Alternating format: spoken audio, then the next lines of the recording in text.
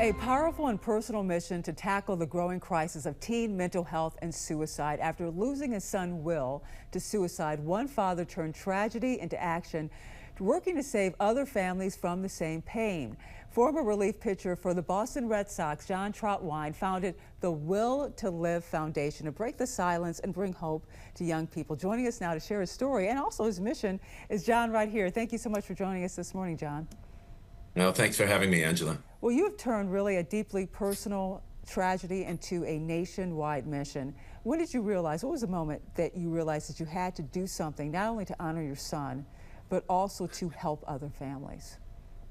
It was very sudden. It was very soon after Will's passing.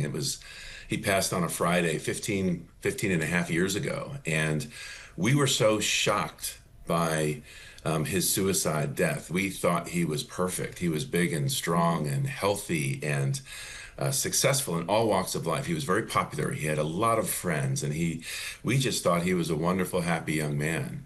And when he passed, not only were his mom and myself just stunned by it, but so were all of his friends. He never talked about it. He had this illness that has this awful stigma, and it's maskable. Depression is maskable, and we soon found out that 1 in 5 of us have it or suffer from some form of a diagnosable mental illness. So right then I knew nobody knows this. I didn't know it. I need to do something about it. How do I raise this awareness that teen suicide is happening every 2 hours in America? I didn't know any of it. So it was within a week that I thought, I'm going to do something to raise awareness. I didn't know what I was going to do, but I knew I would do something so that other seemingly happy families like mine wouldn't be hit by this sudden tragedy that comes from this illness that has such a stigma behind it. You know, so much of your focus, some of it's on student athletes, although depression can hit any child, teen, any adult, but you're focusing in some ways on student athletes because from the outside, healthy, young, you think they have everything.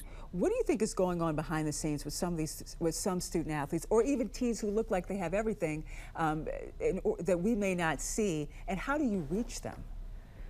Yeah, great question. And the focus wasn't meant to be from the beginning on student athletes, because I am a former athlete, and because I very quickly recognized this concept of what we call a life teammate. At Will's funeral, just 3 days after he passed, so many of my teammates from all over the country came to my rescue. And these were teammates of mine from 30 years before. Some I hadn't even kept in touch with for 30 years, but they were there for me. And so this concept of teammates get each other and teammates understand each other made me think, well, that's what makes it easier to talk to. Who are the easiest people in your lives to talk to? And it's those people that truly understand what you're going through, because they're going through it too. They're facing that same obstacle. So it just morphed into more of an athletic focus, but it really applies to all of them. Athletes it's sort of an exaggeration, because the world has become more competitive. The world has become smaller. I played in the big leagues, but I didn't play on a travel team, because there were no travel teams in my day. Yep. But today, if you don't make the travel team at age 10, your career is over. And that's something I never understood, and the pressures that come with it. And it's actually silly.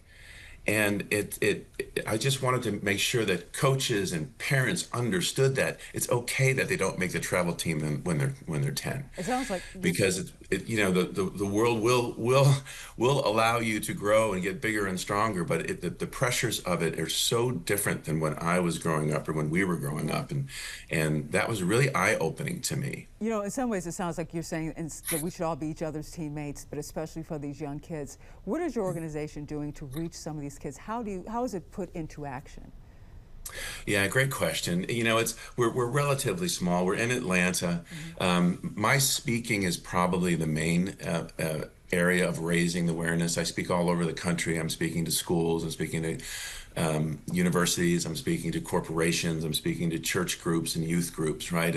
And just this power of Sometimes you need a friend to just help get you through, to help you talk. When you're talking about something, you're expressing, and when you're expressing, that's a great battle against depression. Bottling things up are so poor, is so bad for you. So we really are trying to find ways to get kids to talk, and to get parents to talk, and to get colleagues to talk to each other. And the best way to do that is get them to really recognize that, 1 in 5 of every one of your audience today is suffering from some form of a diagnosable mental illness. It's treatable and beatable, and it's okay. So talk about it. Well, let me ask you a question, because obviously you've gone through this horrible tragedy. Are there some warning signs that maybe that you saw with your son Will, that looking back on it, you can maybe tell other parents about? Yeah, this is the hardest part about mental illness. There are warning signs. There definitely are. Becoming more of a recluse, doing things that he or she never did before. Maybe he's no longer hanging out with the same group of people. Just overall happiness. If they're spending more time alone, all of these things are signs of something's not right. But depression is also maskable. Will didn't show any of those signs. This is what was so frustrating to us.